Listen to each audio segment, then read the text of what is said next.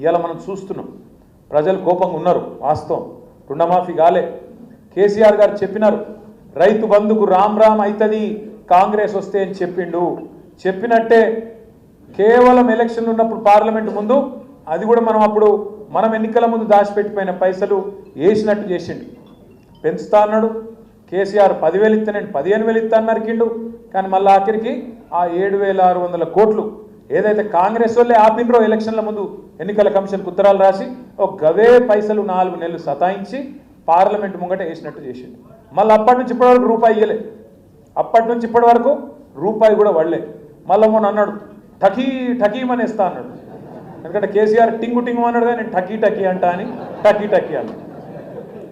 మేము అనుకుంటే నిజంగానే పడతాయేమో కదేదో భూములను పెట్టిండట. ఇక్కడ మీ రంగారెడ్డి జిల్లా భూములే 10,000 కోట్లు అవి తనక పెట్టి తెచ్చిండట. మరి ఆ 10,000 కోట్లకి నేర్తాడేమో నిజంగానే రేవంత్ రెడ్డి మంచోడు అయిందేమో నేను అనుకుంటే. తెల్లారి వరకు 26 జనవరి ఉన్నది. ఈరోజు సెలవు ఉంది బ్యాంకులకు. మీరు తెల్లారు లేచే వరకే ఫోన్లు మోగుతూనే ఉంటాయి. టకీ అంటే అన్నాడు. పడ్డాయా మరి టకీ పడ్డాయా? టకీ లేదు టుకీ లేదు, ఏది దిక్కు లేదు. పడ్డదా తులం బంగారం టకీ మని? పడ్డదా 2,500 టకీ మని? 4,000 పెన్షన్లు పడ్డాయా ముసలోళ్ళకు టకీ మని? మరి చెప్పాలన్నా వద్దా ఇవన్నీ మనం ఊళ్ళల్లో? దయచేసి నేను మిమ్మల్ని కోరేది ఏంటంటే రాజకీయాల్లో అప్పుడప్పుడు గెలుస్తాం, అప్పుడప్పుడు ఓడతాం. ప్రజలు మనకు 2 సార్లు అవకాశం ఇచ్చారు. 2 సార్లు వికారాబాద్ ఎమ్మెల్యే గెలిపించారు. మనకు 14 గెలిపించారు, 18 గెలిపించారు. మీ వాళ్ళు ఇమాందారులే. వికారాబాద్ వాళ్ళు ప్రజలు మంచోళ్ళు, ఇమాందారులు గెలిపించారు. మనమే చిన్న చిన్న పొరపాట్లు చేసుకున్నాం. ఏ మాటకు ఆ మాట మాట్లాడుకోవాలి. మనమే చిన్న చిన్న తప్పులు చేసుకున్నాం. కొంతమంది కలుపుకపోయేది ఉండే కలుపుకపోలే. కొంతమందిని అట్లా కాదు ఇట్లా అనుకున్నాం. చిన్న చిన్న మిస్టేక్స్ చేసుకున్నాం. తక్కువ తేడాతో ఓడిపోయినాం. ఎక్కువ తేడా ఏం కాదు. ఆనంద్ కూడా బ్రహ్మాండంగా పనిచేసిండు. వాస్తవంగా మాట్లాడాలంటే డాక్టర్ మెతుకు ఆనంద్ గారు రాజకీయాల్లో గతంలో లేకపోయినా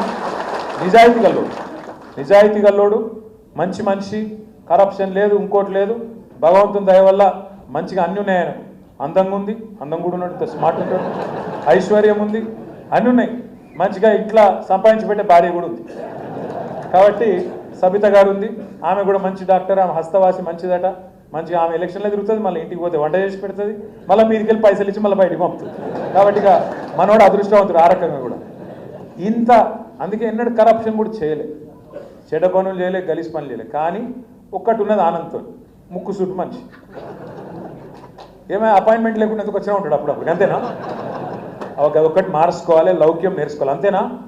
నేను చెప్పింది నిజమైతే కూడా కష్టపడి కూడా చెప్పు. మీ ఎమ్మెల్యే గారు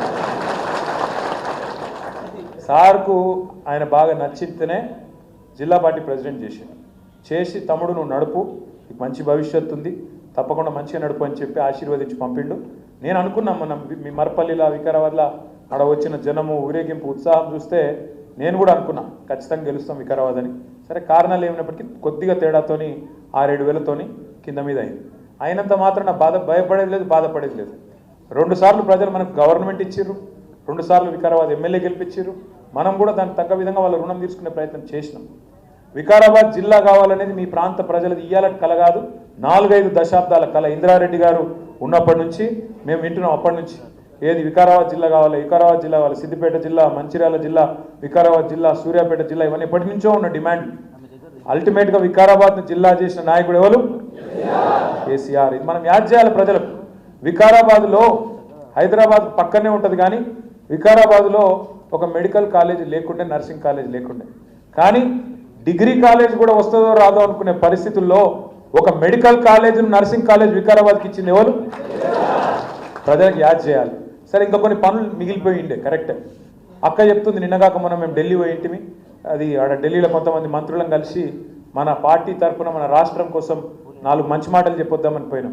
అక్క అంటుంది మనం ఒక్క చిన్న తప్పు చేసినామంటే అనంతగిరిని కొద్దిగా మనం గట్టిగా చేసేది ఉండే, గట్టిగా చేస్తే మా పిల్లగాళ్ళకు ఆడ మంచి ఉద్యోగాలు వస్తుండే, బాగుండే అని ఒక మాట అన్నది. నిజంగానే అది చేసేది ఉండే, ఏ కారణం చేతనో కొంత మిస్ అయినాం. మళ్ళా తప్పకుండా చేసుకుందాం, ఆ విషయంలో అనుమానం అవసరం లేదు, తప్పకుండా చేసుకుందాం. దాంతోపాటు పాలమూరు రంగారెడ్డి ఎత్తిపోతల పథకం మరి దగ్గర 90% పూర్తయింది. కానీ వీళ్ళే ఈ కాంగ్రెస్ వాళ్ళే కేసులేసి ఆపి ఎంత చేసినా కూడా 90% పూర్తయింది. మొత్తం మధ్యలో రిజర్వాయర్లు పూర్తయినాయి, కింద పంప్ హౌస్ పూర్తయింది. కేసీఆర్ గారు పోయి ఒక పంపు కూడా నార్లాపూర్ కాడ చాలు కూడా చేసిండు. కానీ మన రంగారెడ్డి దాకా ఏదైతే వికారాబాద్ దాకా ఏదైతే నీళ్లు రావాలనో వాటికి సంబంధించి కొంత ఆలస్యమైన మాట వాస్తవం. తప్పకుండా దాన్ని కూడా మళ్ళా మన ప్రభుత్వం వచ్చినాకనే మళ్ళీ నీళ్ళు వస్తాయి వికారాబాద్కి, ఇది కూడా ఖచ్చితంగా గ్రామాల్లో మనం చెప్పాలి. ఎందుకంటే కాంగ్రెస్ వాళ్ళు ఏ పనులు చేస్తారో మీకు తెలుసు, నాకు తెలుసు. ఏం పనులు చేస్తారు? కమిషన్లు వచ్చే పనులే చేస్తాడు. అందుకే మొన్న మా చెల్లె మంచిగా అన్నది, కేసీఆర్ నువ్వు కట్టలేకుండా నడువు అన్నాడు రేవంత్ రెడ్డి. కేసీఆర్ నువ్వు కట్టలేకుండా నడువు అన్నాడు. అంటే ఒక చెల్లె అన్నది, కేసీఆర్ కట్టలేకుండా నడుస్తాడు కానీ నువ్వు కమిషన్ లేకుండా ప్రభుత్వం నడుపురా నాయన అని చెప్పి. ఇవాళ రేవంత్ రెడ్డి ప్రభుత్వం అంటే ఏంటంటే మొత్తం ఒకటే పనులు ఉన్నారు మంత్రులు, ఎవరి దుకాణం వాళ్ళు తెరిచిర్రు, ఇక దొరికిందే దంచుడే దంచుడు, అది ఒక్కటే స్కీమ్ నడుస్తాను. రాష్ట్రంలో రియల్ ఎస్టేట్ మొత్తం నాశనం చేసిండు. కరెక్టా కాదా? పక్కానా? లేకపోతే మీరు బాగా రియల్ ఎస్టేట్ వికారాబాద్ పెట్టుకొని మీ దిష్టి కొడుతుందని చెప్పి ఏమైనా తప్పు చెప్తుర్రా? రియల్ ఎస్టేట్ రంగారెడ్డిలో, వికారాబాద్లో, మేడ్చల్లనే కాదు, మా సిరిసిల్లలో కూడా డామ్ అన్నది. రియల్ ఎస్టేట్ అంటే చాలా మంది ఏమనుకుంటారంటే పెద్ద పెద్ద భూములు ఉన్న ఆసాంలో లాభపడతారేమో అనుకుంటారు. కాదు, ఒక్కొక్క ఊళ్ళే వందల మంది పిల్లలు ఉన్నారు రియల్ ఎస్టేట్ మీద ఆధారపడి బతికే పిల్లలు. వాళ్ళందరూ పొట్టగొట్టిండి ఇవాళ రేవంత్ రెడ్డి. వాళ్ళు కూడా మంట మీదే ఉన్నారు, రైతులు మంట మీదే ఉన్నారు, ఈ రియల్ ఎస్టేట్ పిల్లలు మంట మీదే ఉన్నారు. మహిళలు 2500 ఎత్తా అని చెప్పిండు.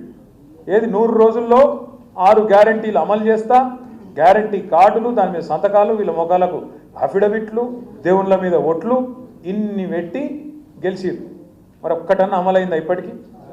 ఒక్కగా బస్సు, ఇక బస్సు ఎంత అందంగా ఉందో నాకంటే బాగా మీకేరు. అందులో పోతే టికెట్ కొన్న మొగోళ్ళకేమో జాగలేదు, లేడీస్ ఏమో ఇలా సీటు కోసం కొట్టుకునే పరిస్థితి వచ్చింది. అదేమో అందం ఉందంటే అది కూడా చక్కగా లేదు. అక్కడుంది.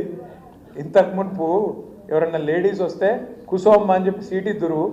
రేవంత్ రెడ్డి పుణ్యానం ఇంకొక 15 ఏళ్ళు కాంగ్రెస్ మాత్రం మళ్ళా తెలంగాణలో ఓట్లు అడిగే పరిస్థితి కూడా లేదు అనే మాట కూడా తెలుసు.